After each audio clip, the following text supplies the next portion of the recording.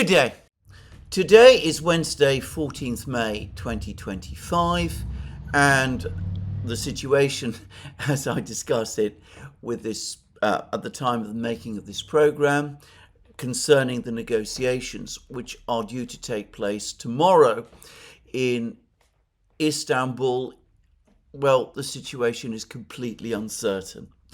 Firstly, the Russians have been very, very careful not to announce the makeup of their own delegation so far, the delegation that is going to Istanbul.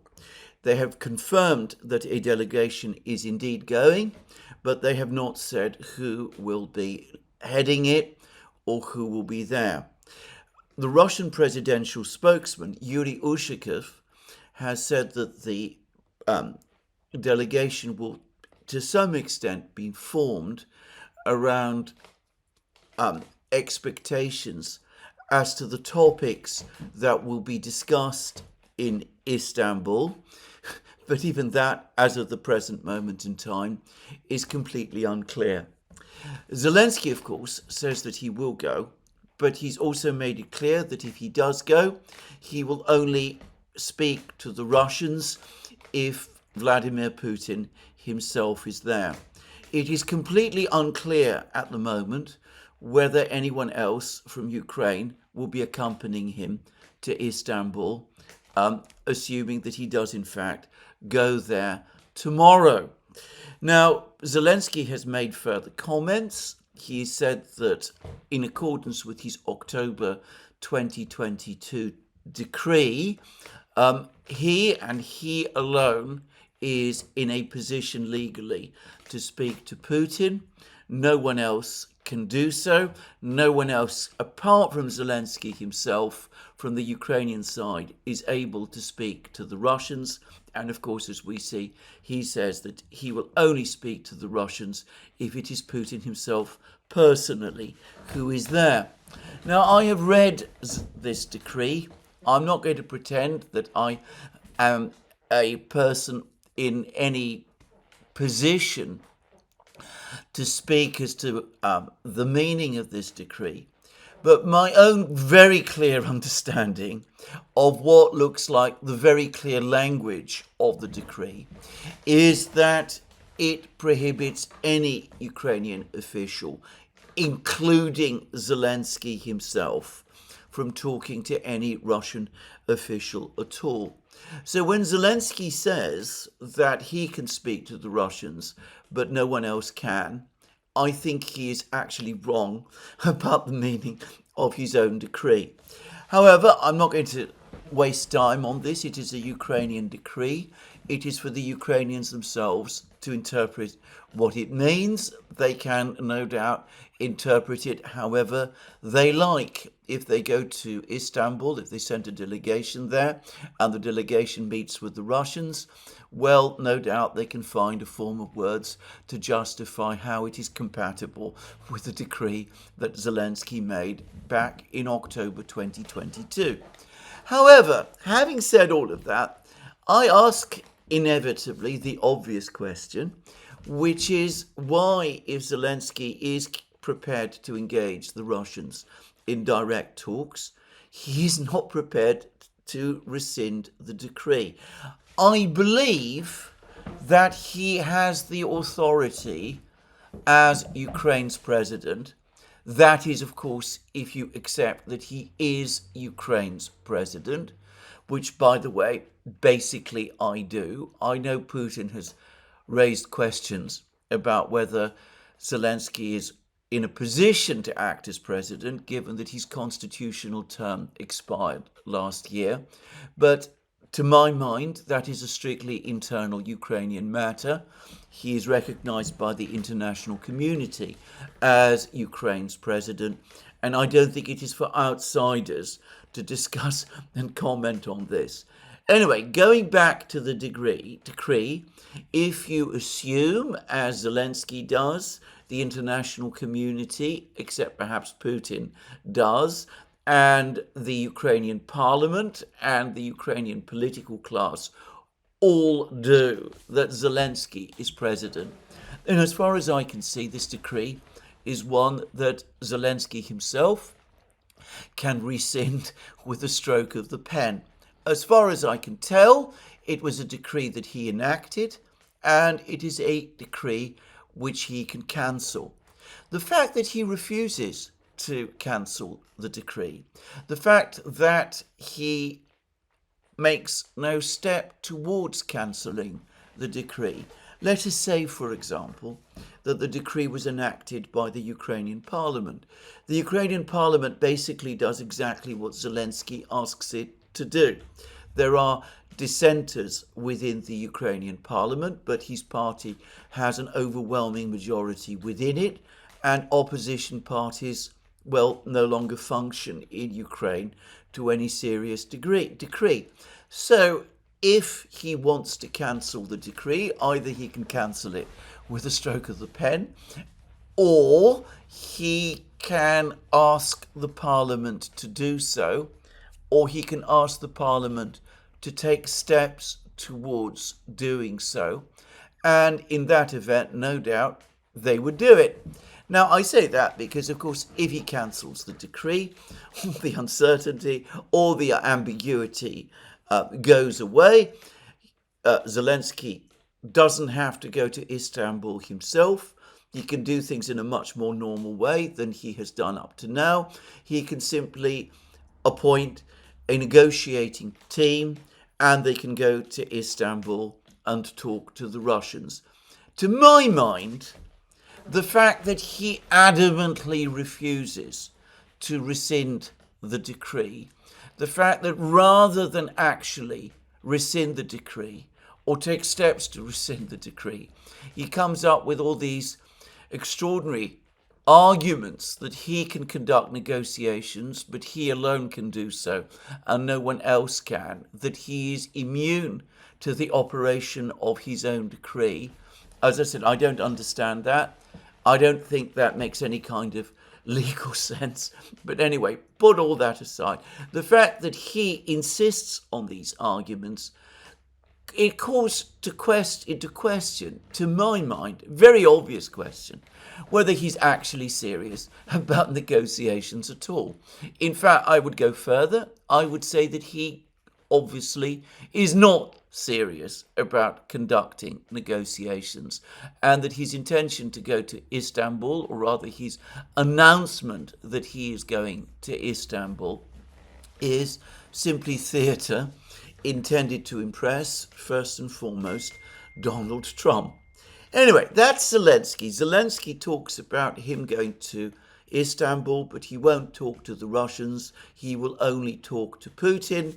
And if he doesn't go to Istanbul, presumably there's no point in the Ukrainians sending a delegation to Istanbul, because according to Zelensky, if they do, they're not able to speak to the Russians because, well, they're prevented from doing so by his own decree, the one he refuses to cancel or won't ask the parliament to cancel. Well, describe it whichever way you will. Anyway, Zelensky won't go to, may or may not go to Istanbul. What about the Americans? Donald Trump has floated the possibility that he might go to Istanbul. He previously said that he's got a very, very tight schedule. He's currently in the Gulf. He's meeting with the Saudis. He's meeting with the Emiratis. He's had a productive meeting, or so he says. Well, in some ways, it has been a very productive meeting with the acting president of Syria, al-Sharaa, the man who just a few weeks ago was known to the world as al-Jalani, the man who the United States, until now, apparently still considered a terrorist leader, the man who the United States now embraces and whom President Trump speaks of as a strong, vigorous leader, young leader, who he clearly approves of. He has, incidentally, cancelled the sanctions on Syria, which I consider an unequivocally good thing. I think those sanctions were absolutely appalling. It is over time that those sanctions were cancelled. In my opinion, they should never have been imposed in the first place. The cancellation of the sanctions might finally and at last allow some possibility of an economic stabilization in Syria. But I do not intend to discuss the question of Syria in this program. Anyway, Donald Trump has been in the Gulf, is in the Gulf. He could go to Istanbul. He's again floated today the possibility that he might go to Istanbul. But my very clear impression is that he's only interested in going to Istanbul if Vladimir Putin himself chooses to go. I can't imagine Trump wasting his time going to Istanbul if Putin isn't there. Now, on that specific topic, it has been quite clear to me that ever since Donald Trump became President of the United States on the 20th of January, that he's been very eager and very keen to have a summit meeting with Putin. He seems to hanker for this summit meeting with Putin. It is Putin who has been somewhat uneasy about having this summit meeting. So, putting aside the possibility of Zelensky and Putin having a summit meeting and Donald Trump coming and participating in that summit meeting, I suspect that one of the reasons why Trump would make a quick dash to Istanbul if he learned that Putin was going to Istanbul is that he would hope to have finally that much hankered and yearned for meeting with Putin. Putin, of course, as I said, is a lot less keen. As far as he's concerned, a meeting with Trump it has to be more than just a photo op. It must be some event that moves things forward, that actually discusses substantive issues, that agrees the way forward on some of those issues. He does not want to find himself in another situation like the one he found himself in when he agreed to meet Trump in Helsinki back in, I think, 2018. And they had a meeting, and then after the meeting, the whole summit came under relentless criticism from Donald Trump's domestic enemies, and the entire summit meeting basically collapsed with all the things that Putin thought he had agreed with Trump failing to happen. So I think for that reason, Putin is a lot less keen on a meeting with Trump than he might have been in any other context. And besides, Putin, unlike Trump, is a careful, systematic, methodical man. He likes to prepare things in detail, in advance. He doesn't like to be catapulted into meetings where things can take any turn that they might without reaching any obvious conclusion. So that's why Putin, up to this time, has been unwilling to agree to a meeting with Trump. He's not rejected the idea, but he said that it needs to be carefully prepared. There has to be meetings between experts. An agenda has to be agreed. There has to be some consensus on points in the agenda, and then and only then will a meeting happen, because then and only then Vladimir Putin says that he believes that such a meeting would be fruitful. So I'm not convinced, if Putin doesn't come, that Trump is actually going. But Trump is sending his own people to Istanbul, and we've had an extraordinary run of claims and stories about which officials, American officials, exactly are going to Istanbul. So yesterday, Reuters was saying that Steve Witkoff and Keith Kellogg will both be going to Istanbul. Trump apparently has ordered them to go. Notice that both peace envoys being sent to Istanbul at the same time. Witkoff and Kellogg have in the past, and indeed right up to now, shown very, very different ideas and perspectives about how to bring this conflict to an end. Witkoff seems to favour accommodating Russian concerns. He's given interviews in which he's given the strong impression, at least to me, that he would not be averse to agreeing the end of the conflict on the basis of Istanbul plus the proposals that Putin put to the Russian Foreign Ministry on the 14th of June 2024. Whereas, of course, Kellogg takes a completely different view. I think it has become increasingly clear that Kellogg is not really so much interested in a settlement of the conflict. What he is trying to achieve is a freeze of the conflict to prevent a Ukrainian defeat. He is prepared to keep all of the other issues, Ukraine's NATO membership, the territorial question, in abeyance. He is not in any way prepared to accept any reductions in the Ukrainian armed forces or any restrictions on Ukraine's rearmament.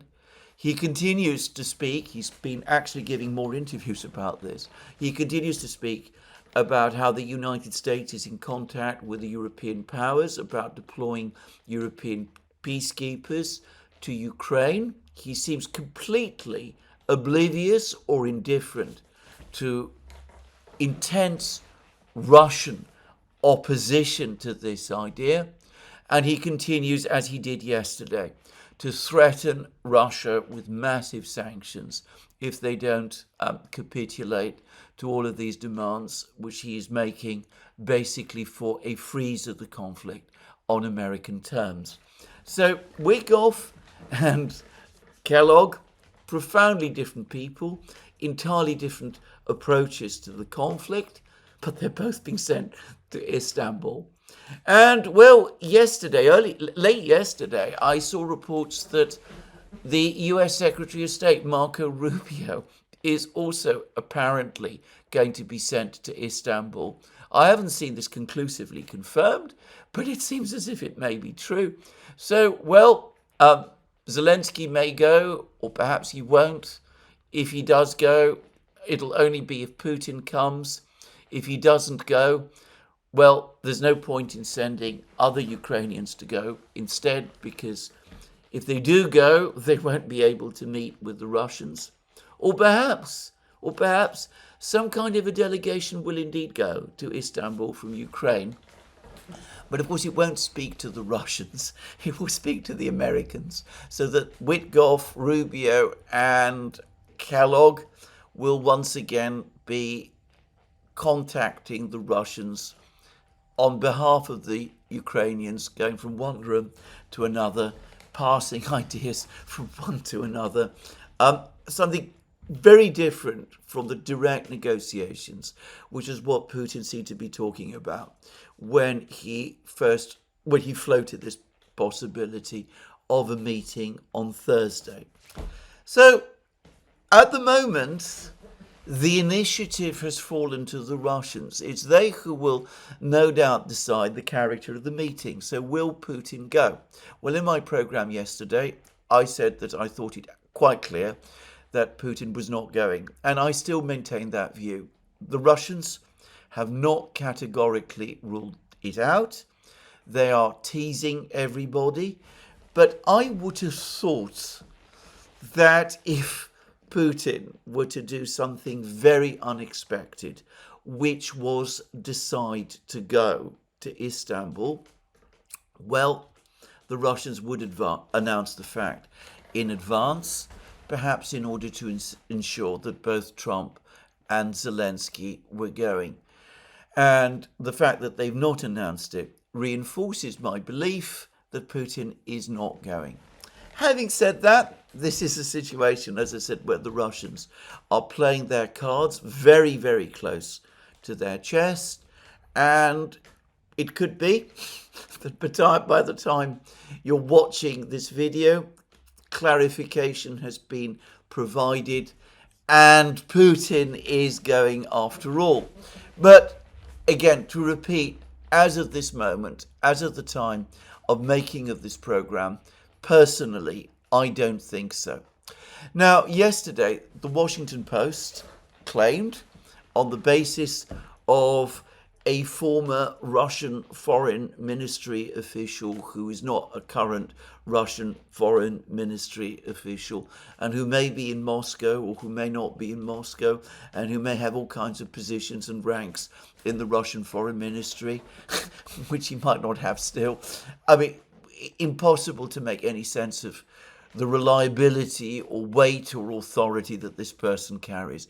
But anyway, according to the Washington Post, Putin is not going to Istanbul tomorrow, and that the Russian delegation is going to be led by the Russian Foreign Minister Sergei Lavrov, with Yuri Ushakov participating.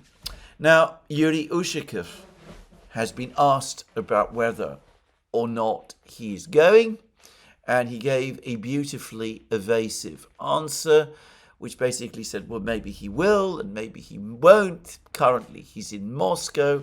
We must all wait and see. Kommersant, a Russian newspaper, perhaps rather closer to official Moscow, if I can put it like that, than the Washington Post is. In fact, definitely a lot closer than the Washington Post is. Well, they're saying that Lavrov is not going to be heading the delegation or even part of the delegation. And by the way, that strengthens my belief that Putin himself is not going.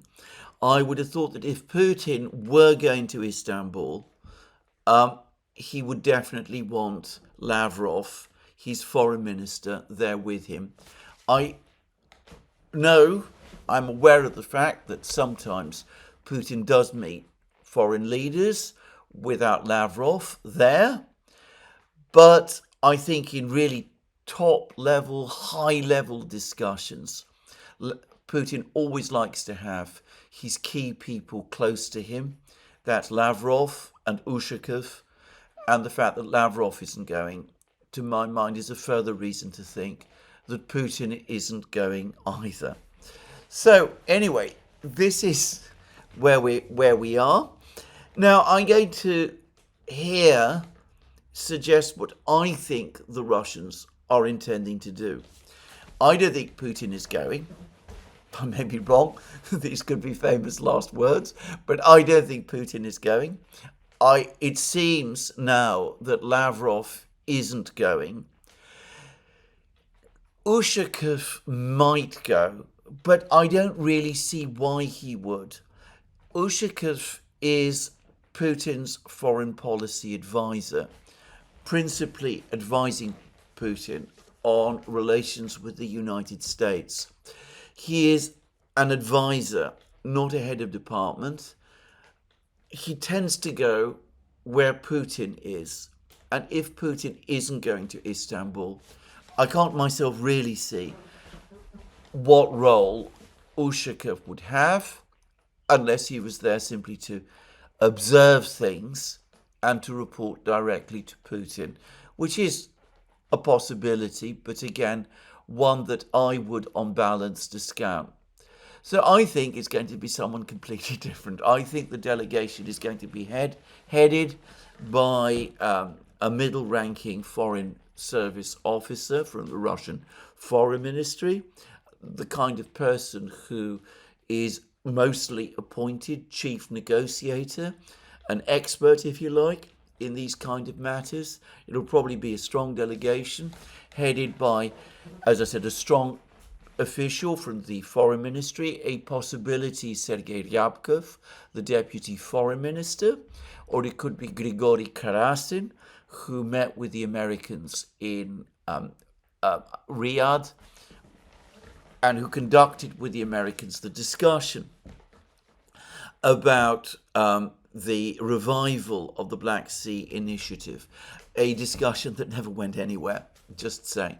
But I think it is more likely to be someone like that, and there will probably be a delegation of about a dozen people, and they will be made up of experts, the usual group of diplomats, military officers, people with deep familiarity of the conflict and of the Russian position, the sort of people that the Russians tend to send when they conduct heavyweight negotiations of this kind. Now, way back in February, March 2022, the Russians, of course, did conduct negotiations with the Ukrainians, and the negotiating team, the Russian negotiating team, was actually headed by a cultural official, Mr. Medinsky, who many thought, and who I think was an entirely unsuitable person to conduct a negotiation of that kind. And if I have to say, the Russian delegation that met with the Ukrainians in February, March 2022 looked, especially by Russian standards, rather lightweight. I think the reason for that was because Putin was running the negotiations very tightly himself at that time. So he didn't want a strong delegation which might start doing things on its own. He wanted people who he could more easily control. He wanted essentially a delegation that would act as a conveyor belt for Putin's ideas to the Ukrainians. And in a kind of a sense, it worked, because out of those discussions in February, March 2022, a document appeared, the Istanbul Agreement, which, though it appeared to have been presented and prepared by the Ukrainians, when you analyse it properly, I say analyse it, we've never been provided with the whole document, only excerpts of it. But when you analyse what we know about it, reflected very closely Putin's views, well-known views, at that time of how the conflict should be settled. I think this time round, Putin is going to approach this very differently. He knows that the Americans are directly involved. He knows that the Europeans are also directly involved, though in a somewhat different way. He no longer, I think, believes that he can run this thing by himself. And I think that for that reason, he's going to take this negotiation in a more conventional way and appoint a strong negotiating team of the sort that the Russians often put together, have regularly put together to conduct negotiations of this kind. So we will probably, by late this evening, know who the Russian delegation, who's going to be on the Russian delegation, on the assumption that it isn't Putin, as I expect. We could very well find that it'll be a delegation made up mostly of foreign service officers and veterans of the Russian Foreign Service, with, as I said, a leavening of military and maybe economics people. I predict that when that happens, there will be the usual claims that this proves that the Russians aren't serious, that they aren't sending really serious people to negotiate.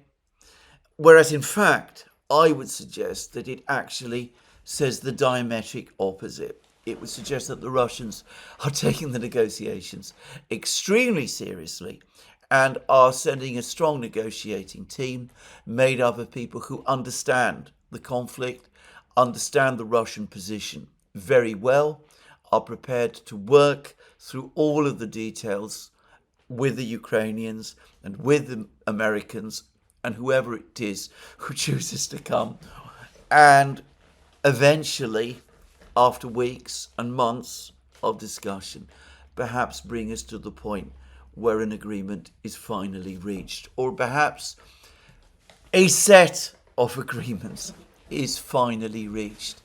If we go back to the negotiations which I think are most closely analogous to the negotiations we could be looking at now, that is exactly what happened in the Vietnam negotiations of the late 1960s, early 1970s. The North Vietnamese negotiating team was not headed by a member of North Vietnam's Politburo. It was not headed by North Vietnam's foreign minister. It was headed by a former retired foreign minister, though it was a pretty strong delegation nonetheless. And if we also go back to that negotiation, to repeat again a point I have made many times, the negotiation was conducted and lasted, by the way, several years, even as the fighting in North Vietnam continued.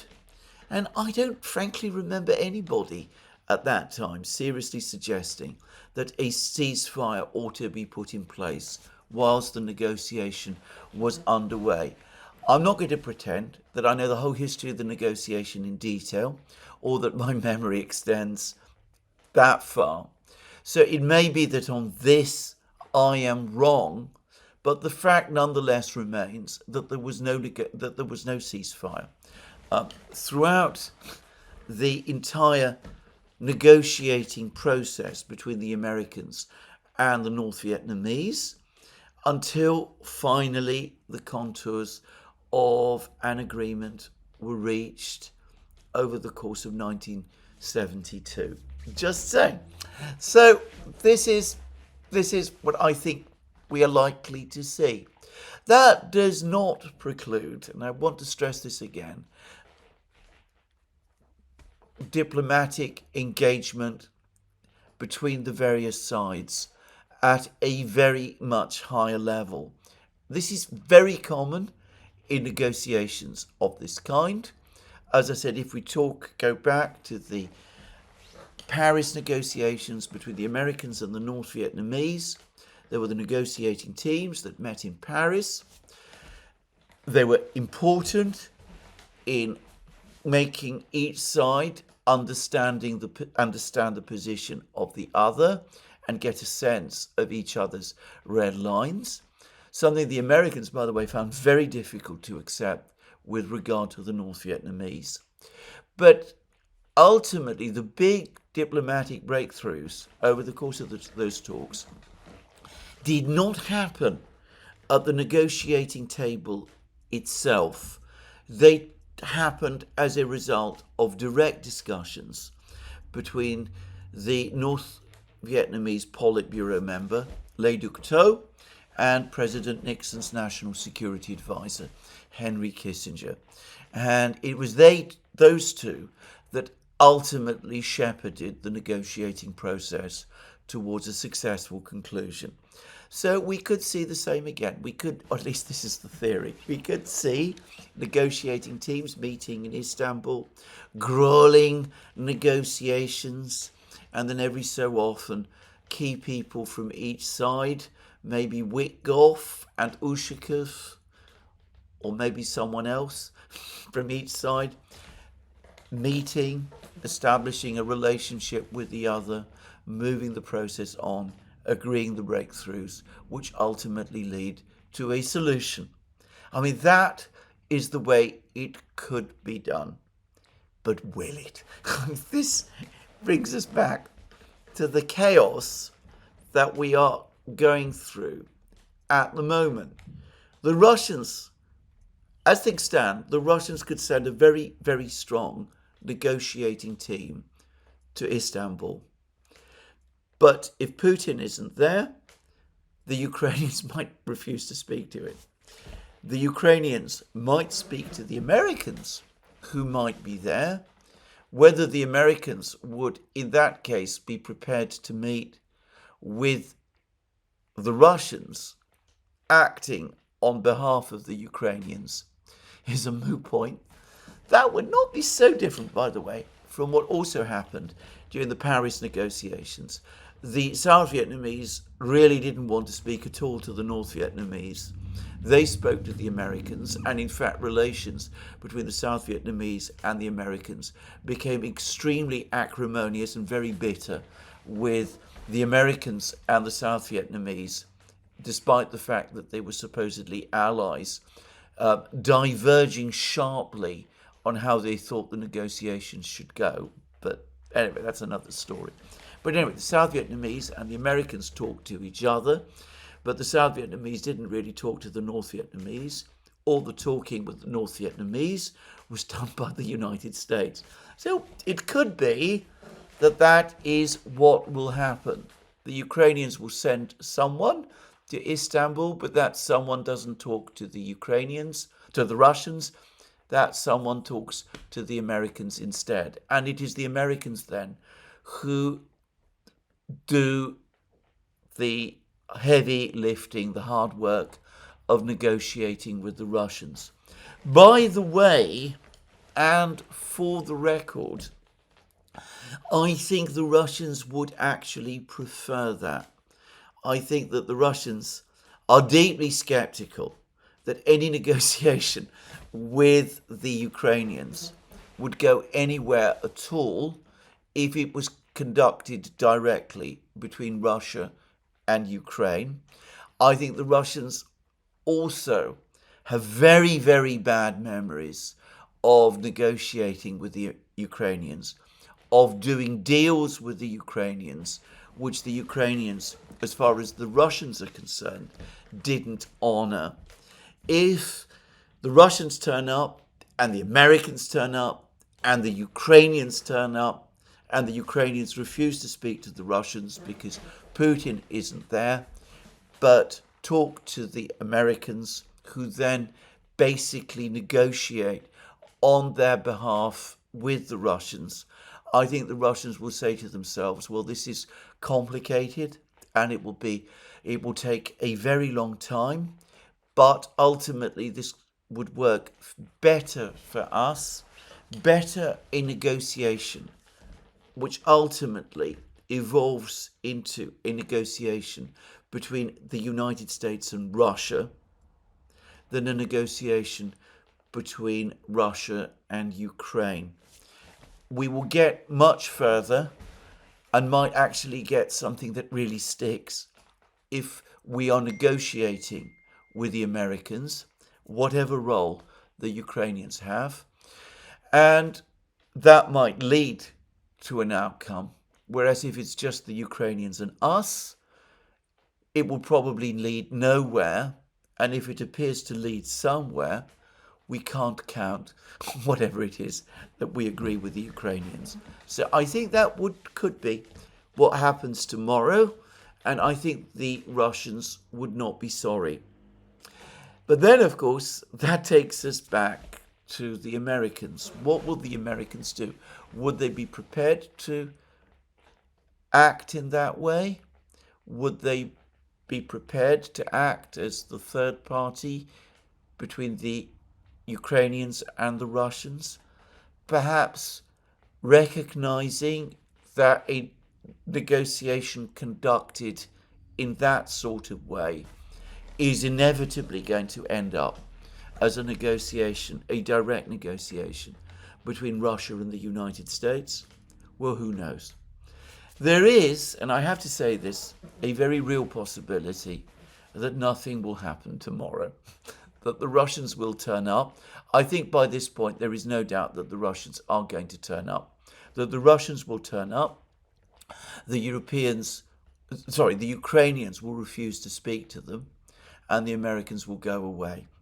So that is a genuine possibility, but it could be that some kind of talks would get started. And again, if I am a betting man, which by the way I am not, I suspect that the talks will be in something like the format that I have described. The Ukrainians refusing to talk to the Russians, refusing to meet the Russians face to face, but the Americans having discussions, however brief, with the Americans, with Kellogg and Witkoff, and perhaps conducting long-term negotiations in that format and through them. Now, having said that, there is, of course, a major problem in the kind of format that I've just described, which is that the Americans are not united in this. Now, I appreciate that there continues to be a view that the Americans are united, that they're stringing the Russians along, that they really are looking in some way to perpetuate the conflict, that this is all smoke and mirrors and theatre intended to deceive the Russians. So by now it ought to be obvious if that is the intention, that the Russians are not being deceived. But if we put all that aside and say to ourselves that the Americans do actually want to move this thing forward in some way, then you have the immediate problem that the American negotiating team is divided with between each other. So Witkoff has one view, which is go along with what Putin is proposing, because there is nothing better. Kellogg wants to do something completely different, which is coerce and bully the Russians into agreeing to a freeze. So when you have a delegation, if that's what the American team that's going to Istanbul eventually becomes, that is so divided, well, that is, if I can say so, a recipe for disaster going forward, or if not disaster, then at some point, at the very least, a major political row. I mean, to repeat again, if we're talking about the Russians, we are talking about some of the toughest, most experienced negotiators on planet Earth. The very last thing you want to do is to go into a negotiating chamber with people like that and have a team on your side which is divided and with members who profoundly disagree with each other about the way forward. The Russians will pick up on that very, very quickly, and they will use it massively to their advantage, and they will do so without the slightest doubt. So anyway, there we go. All chaos, confusion, and muddle at this time. Now, the basic reason why we are in this position is, again, and this is a point which I made in my program yesterday, but which I think does bear repeating, that there is no sincerity on the part of the Ukrainians or the Europeans at all. Now, you can see this in a long article which has appeared today in the Financial Times, which is about the negotiations in theory, but which is really not so much about the negotiations at all, but about the way in which the Ukrainians and the Europeans have supposedly quietly influenced the Americans to take a more hardline anti-Russian position. It's by Guy Chazan, it's in the Financial Times, and it reads, "Inside the Trump administration's quiet shift on Ukraine, lack of compromise by Vladimir Putin has led the United States to view him as an obstacle to a ceasefire between Moscow and Kiev." So when you read the whole article through, it becomes immediately clear that the Ukrainian and European objective now, wasn't the objective a few months ago, but it is now, is either to get a ceasefire, in other words, to stop the fighting, obviously, because the Russians are advancing and are winning the war, and if not, to blame the failure to get a ceasefire on the Russians. That is the objective. It is not to try to come to a long-term sustainable settlement of the conflict. The whole argument, the whole discussion is being couched around getting a ceasefire. Now, here again, it bears repeating that ever since Putin announced his terms at the Foreign Ministry meeting on the 14th of June 2024, Putin has consistently said that Russia has agreed temporary ceasefires in the conflict in the past, going all the way back to the start of the conflict in 2014. Those ceasefires have always worked out badly. Ukraine has always taken advantage of them. It has just done so again with respect to the energy truce, which it didn't honour, and the ceasefires, the short ceasefires that were announced for Easter, unilaterally announced by the Russians, for Easter and for Victory Day. And the Russians, therefore, are not really in the business of seeking ceasefires. They have said, and it did represent a certain shift from the Russian position, that since the United States is so keen on a ceasefire, they are in principle prepared to go along with it, but only on very stringent terms to prevent Ukraine from taking advantage of that ceasefire to improve its own position. And Putin has been very clear about this, and it's been his position all along. Now, again, I understand that there are some people who are very angry with Putin because he's taken that stand. They say that it is impossible that Ukraine can achieve anything to its benefit by a 30-day ceasefire. I have said already that, of course, the Americans are saying that if there was a 30-day ceasefire, they would in effect expect that ceasefire to become permanent. In other words, they would expect the conflict to become frozen. But, all right, I'm not going to go there. I understand that some people don't like the fact that Putin is opposed to a ceasefire. But the fact is, Putin is opposed to a ceasefire. He always has been.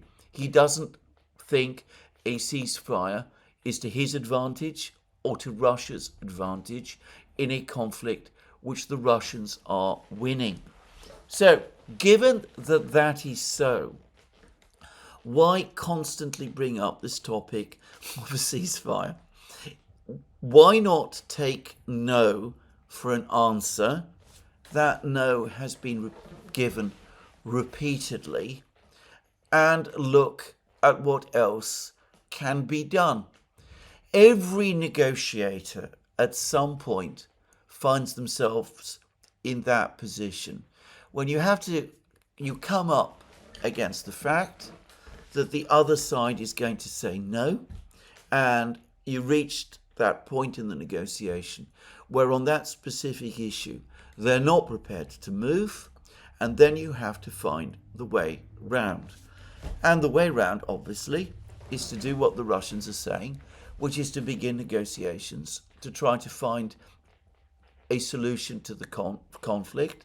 And over the course of the negotiations, trust can be built, a consensus on how the conflict could be settled might be reached, and a ceasefire might emerge out of it. To repeat again, that is what happens and has happened in previous conflicts. It's what happened in the negotiations to end the conflict in Vietnam, or at least to get the United States out of the conflict in Vietnam. It was what happened in the negotiations that preceded the Korean armistice, and there have been many other examples.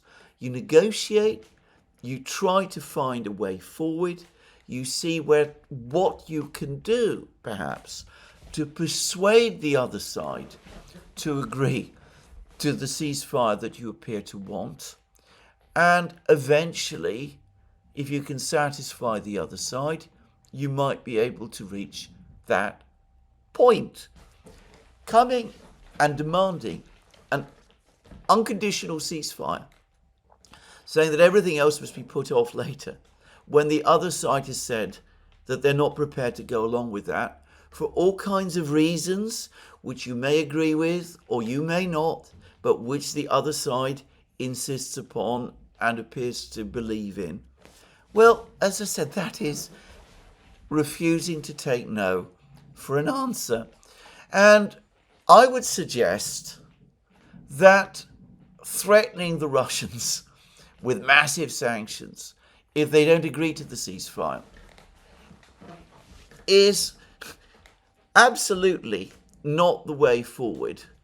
Not just because the Russians will inevitably push back and say that they're not prepared to be intimidated and to agree to a ceasefire in that sort of way, but because the Russians are going to say to themselves, well, these people aren't really interested in a ceasefire or in peace or in coming to a final settlement of the conflict, because look what they're doing.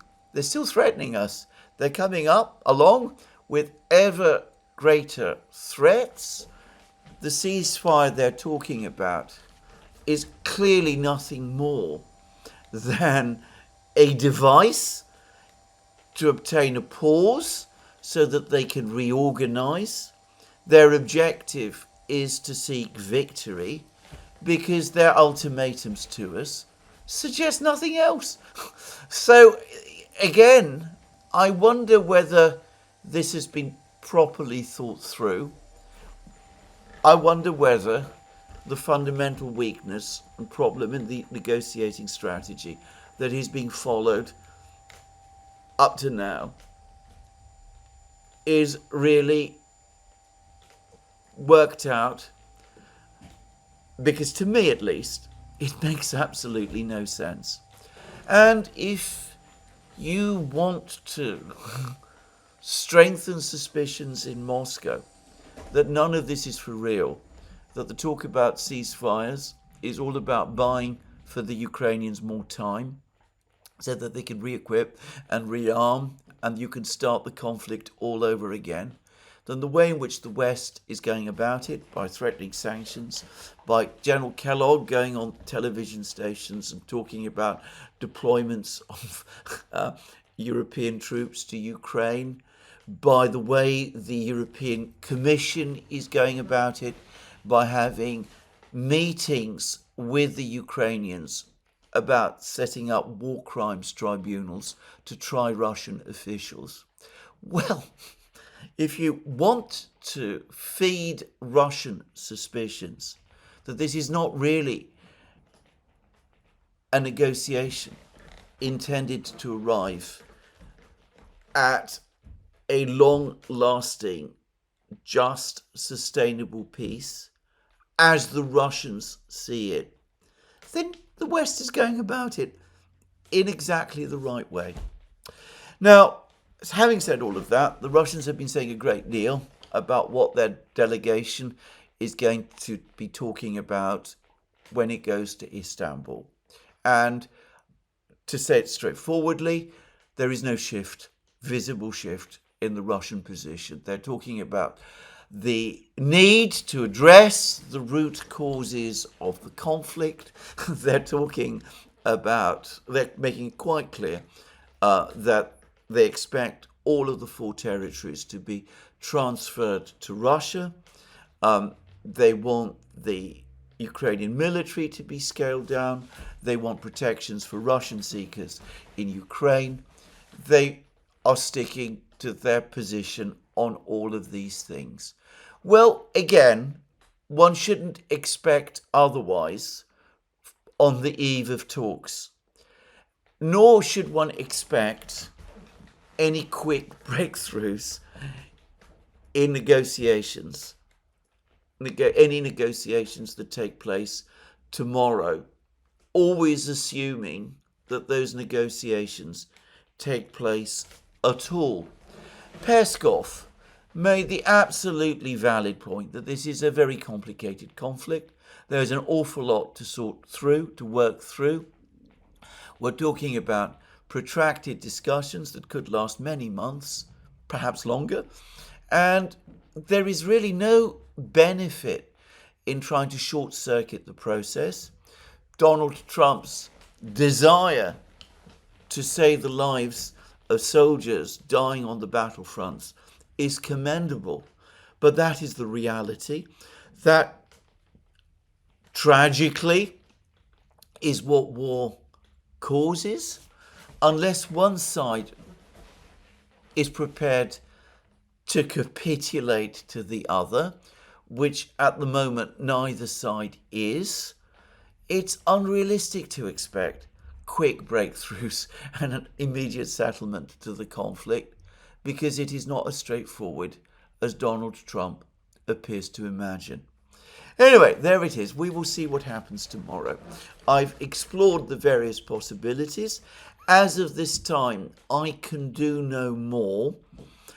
The Europeans, as I said yesterday, are furious about what has happened.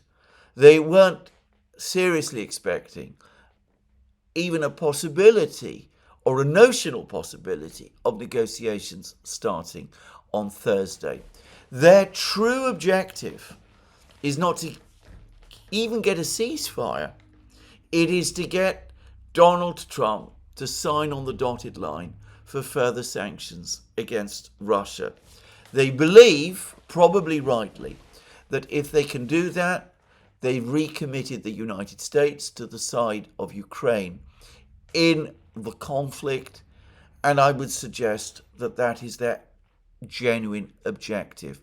The Financial Times article pretty much admits this, that the objective is to keep Trump focused on the idea of a ceasefire, make it appear to him that it is the Russians that are the obstacle to this ceasefire, and to get him to blame the Russians and to impose sanctions on the Russians when the Russians essentially say no. That is the European objective. It's the Ukrainian objective as well. Zelensky, incidentally, gave a press conference to various selected members of the Western media yesterday, including a journalist from The Guardian. And basically, if you plough through his words, which are not always easy to follow, by the way, he was basically saying the same thing. So anyway, that is where we are. To repeat again, if Trump does go down that road, if he starts imposing sanctions and resume large-scale arms deliveries to Ukraine, he hasn't yet done so. He's told the Congress to grant a license for Ukraine to buy $50 million of arms from the United States. He's provided the green light for Germany to provide Patriot missile interceptors, 100 Patriot missile interceptors, and an undisclosed number of HIMARS and possibly ATACMS missiles to Ukraine. But if Donald Trump resumes direct arms transfers to Ukraine, if he imposes further sanctions on Russia, then he has become Joe Biden. He's committed to the conflict in exactly the same way that Joe Biden was. It is unequivocally at that point his war, and when Kiev falls, the blame will be placed on him. But that's the trap, it seems to me, that he's falling into. It was laid for him from the first day. It was a transparently obvious trap. At the Duran, we warned against it last summer. But anyway, it's the trap that Donald Trump is in very, very serious danger now of falling into. We will see whether he does and what exactly it is that he chooses to do. We will see whether, even if the Ukrainians don't turn up tomorrow, on the assumption that the Russians do, which I think is a certainty, the Americans and the Russians start having contacts, and maybe at that point, this whole slightly, crazy business will begin to take yet another turn. Now, I ought to say, and this might be something of a positive sign, that yesterday, Sergei Ryabkov, Russia's deputy foreign minister, the man who I suspect will be in overall charge of discussions with the Americans about improving relations, if we ever get to serious negotiations about that also. Anyway, Sergei Ryabkov actually said that the Americans and the Russians are planning to meet again at some point over the next few weeks to continue the process of developing their own bilateral relations. And he also floated the possibility that this could lead to a summit. So it looks as if some progress continues to be made on that front. I think it has been a huge mistake, by the way, again, on the American side, to make that progress hostage to a settlement of the Ukrainian crisis. By the way, that too was not the case during the Cold War, during the Vietnam negotiations, even as the Americans and the North Vietnamese struggled towards an agreement with each other. Relations between the United States and North Vietnam's superpower allies, China and Russia, actually improved. The Americans never made the mistake of making the improvement in relations with China and Russia hostage to the end of the conflict in Vietnam. Just saying. Anyway, I think the moment has come to move on, and I'm going to say again the further thing that ultimately we could be very interested in these negotiations, and they are obviously a topic which I can talk about because it's one that I understand quite well.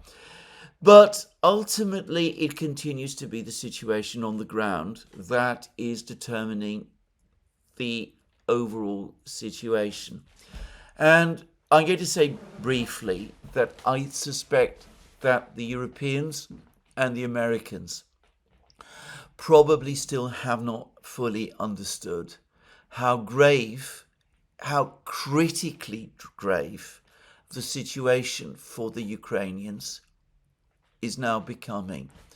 We are still, in my opinion, at very early stages, the first few weeks of a Russian offensive that is probably going to last until at least until November, perhaps even December, depending on the weather conditions. And we get information from the battlefronts every day, and all of this information appears to show continued Russian advances. Now, over the last couple of programs, I have speculated that the big Russian advances north of Chasiv Yar suggest that the Russians have now captured the central high-rise area of Chasiv Yar, that it has now passed completely under Russian control. I believe that this is now confirmed. There were reports yesterday, reports that go beyond that one article that I saw in Redovka. There were various commentaries, all of which said that the Russians are now in full control of the central area of Chasiv Yar. Ukrainians still control some outlying positions in some of the micro-districts of Chasiv Yar. But the main defense position that the Ukrainians still had left in Chasiv Yar has now fallen. And that means that the Russians control, well, one report said up to 90% of the town, and that they're expecting to wrap up the remainder over the next week or so. And if that is true, then the Russians are in control of the high ground. There's been more reports, this time from the Siversk area. Yesterday I talked about Russian advances near Liman, that the Russians have apparently entered the villages of Kolodyesy and Redlok-Kub, close to Liman, that it looked as if an attack on Liman, apparently another strategically important position, controlling the high ground close to Slavyansk, is about to come. But yesterday and early this morning, there were reports, including from TASS, that the Russians have made significant further progress in the area around Siversk, that the Russians have now captured the central area of the bitterly fought over village of Verkhokamyanska, which is located immediately to the east of Siversk, that they're now busy gaining control of a forested area close to Siversk itself, and that they have captured most of the village of Torske, which lies to the west of Siversk, the fall of which would threaten the communications of the Ukrainian garrison that has been defending Siversk. So, events moving there in the Russian direction. And there have been further reports, again this morning, that the Russians, perhaps they don't control all of Bagatir, the fortified village I was talking about yesterday. I said yesterday that there were reports that the Russians have captured the whole of Bagatir. The very latest film appears to show Ukrainian troops still present in the northwest of Bagatir. But it looks as if the village has largely fallen. And importantly, the Russians have resumed advances to the north of the village as well. It is beginning to look as if Ukrainian defenses in this area are starting to crumble. And perhaps even more dramatically, after the Russian confirmation that they'd captured the village of Mirolyubivka, west of Mirnograd and east of Mirnograd and Pokrovsk, there were more reports later in the evening yesterday that the Russians have also captured the village of Malinivka, north of Mirolyubivka, and that they are about to enter the key village of Novoekonomichne, which lies immediately to the west of Mirnograd and Pokrovsk. If Novoekonomichne is captured, with the Russians also tightening and strengthening their positions in southern Pokrovsk and southwest of Pokrovsk, where they appear to have at least drone control of the roads, the supply roads leading to Pokrovsk from the west. But if the Russians are able to capture Novoekonomichne and possibly some villages to the north of it, then it seems to me that Pokrovsk is in what the Russians like to call operational encirclement. Yes, it will still be possible for some Ukrainian men and vehicles to move up and down roads leading into Pokrovsk from the north. It will not be a tight circle established around Pokrovsk, but effectively maintaining supplies to the garrison in Pokrovsk will become all but impossible, and we would be justified at that point in talking, or so it seems to me, about the beginning of the end of the battle for Pokrovsk. So all of these things are taking place simultaneously along all the battle fronts. There's no sign of the Russians losing momentum anywhere on the battle fronts. The Ukrainians appear to have made another attempt to restart the Battle of Toretsk. It seems bizarre that they should continue to throw away brave men and machines in launching more attacks on what are clearly now very strong Russian positions in Toretsk. But anyway, that's what the Ukrainians have chosen to do. Another, as I said, appalling waste of lives and resources. But overall, the situation on the battlefields becomes more critical for the Ukrainians by the day. And so far, not only does the Russian momentum at this very early stage in the offensive this year look significantly stronger than it did at the analogous point of the Russian offensive last spring and summer. But I would suggest that Ukraine cannot survive, or at least cannot absorb the damage of another offensive by the Russians as successful as the one that took place last summer. And if the events of last summer repeat themselves, which it looks likely they're going to do, maybe on an even bigger scale, then we're going to see, come the autumn, Ukraine facing a crisis the like of which we have not seen before. Now, I'm going to just briefly remind people of what the US military analyst Alex Vershinin, who works for the Royal United Services Institute, said in his last article, which, by the way, has now been republished by Responsible Statecraft. He made the point, which I have made many times, that wars of attrition can appear to be stagnant, immobile to those who just judge wars by movements on a map.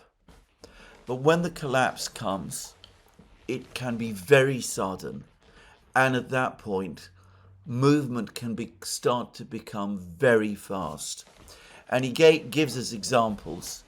The rapid advances of the Allied forces in the last weeks of the First World War, the fighting in the First World War, the fighting immediately preceding the armistice of November 1918, and also the very, very rapid advances of Franco's armies in Spain during the Civil War there, which took place from 1938 after the resistance of the Republican armies basically collapsed, with Franco's armies able to make advances at speeds which nobody had imagined possible earlier in the conflict. So I'm not making any categorical predictions. Even if Ukraine, for example, finds the Russians on the Dnieper, even if the Russians maybe have taken Zaporozhye or are about to do so, perhaps Ukraine could still fight on. But the possibility of a collapse has never looked closer, and it's clear to me that we are coming closer to that position with every day. Now, I'm going to finish this video by making one very last point, which is not about the Ukrainian conflict, but it's about the issue of the conflict between India and Pakistan, which is that now I see that even The Economist is acknowledging that Indian public opinion and the Indian government and Prime Minister Modi himself are very, very unhappy about the American role in brokering the ceasefire between India and Pakistan, that Indian public opinion has not taken well to this, and nor has the opinion of the Indian government. In fact, this episode appears to have created strains between India and the United States. If the objective, therefore, and I'm not saying it was, but if the objective was to create tensions between the BRICS, tensions between China and India, then what has happened in reality as a result of this conflict has been not to foster tensions between India and the BRICS, but to foster tensions between India and the United States. I'm not saying, by the way, as I said, that it actually was the case that this conflict was intended to create tensions within the BRICS. Perhaps it was, perhaps it wasn't, I don't know. But the result, anyway, appears to have been the opposite. Anyway, the other thing was Prime Minister Modi has now made a number of public appearances. He gave a very strong speech, very defiant speech, claiming victory, saying that India had established a new paradigm, that Pakistan was now under no doubt, that if further incidents like the terrorist incident in Kashmir took place, India would respond, and it would be a crushing response, and India would no longer make distinctions between terrorist groups and the Pakistani government, which he clearly believes was responsible for that incident in Kashmir. Anyway, the point is that Prime Minister Modi has also made himself visible next to a Russian-supplied S-400 surface-to-air missile system. And apparently, he did that in order to refute Pakistani claims that this particular system had been destroyed. But of course, he spoke in a very complimentary way about the particular Indian unit that operated the system, in a way which implied that he was very happy with the way that this system functioned. Now, I say that because there continue to be many reports and many stories about India losing, shall we say, more than one, perhaps a significant number of French-built Rafale fighter jets. There's even apparently a presentation given by the Pakistani Air Force in which they explain how they shot down these fighter jets. I have not watched this presentation, and to be clear, I don't know exactly what happened, but I'm hearing murmurings, I'm reading murmurings that the Indians were underwhelmed by the performance of the Rafales, that they were expecting better from them than they got, and that they're now wondering whether the Rafale was quite the effective fighter jet that they'd been led to believe. Now, to say this again, this is way outside my areas of knowledge. I am not an expert on fighter jets, Rafales, or any others, the JC-10s that the Pakistanis have, the Chinese supplied fighter jets, or air-to-air missiles, or any of that kind of thing. Certainly, I don't know very much about the Rafale at all, if I can say so. So I'm not going to say whether or not that is true. But Indian sources are now starting to come out and hint that the Indians are less than happy with the Rafale. Now, of course, France is a member of the Western Alliance. India has somewhat sought to see France in a slightly different way, perhaps still assuming that something of the old Gaullist policies were still in play. A completely mistaken idea, in my opinion.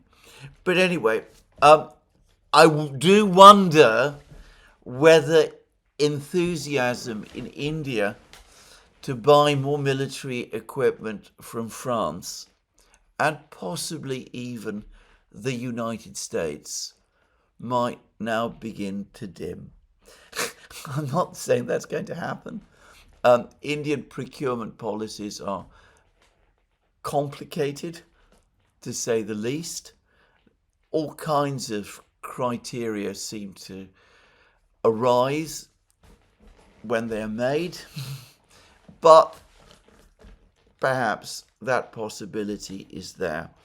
And if maybe from this point onwards the Indians prefer to buy more of their weapons from Russia, whose S-400 appears to have performed well, that might have geopolitical implications going forward. Well, this is where I finish my program today. Let me remind you again, you can find all our programs on our various platforms, Locals, Rumble and X. You can support our work via Patreon and Subscribestar and by going to our shop, links under this video. Don't forget, if you've liked this video, to tick the like button and to check your subscription to this channel. That's me for today. More from me soon. Have a very good day.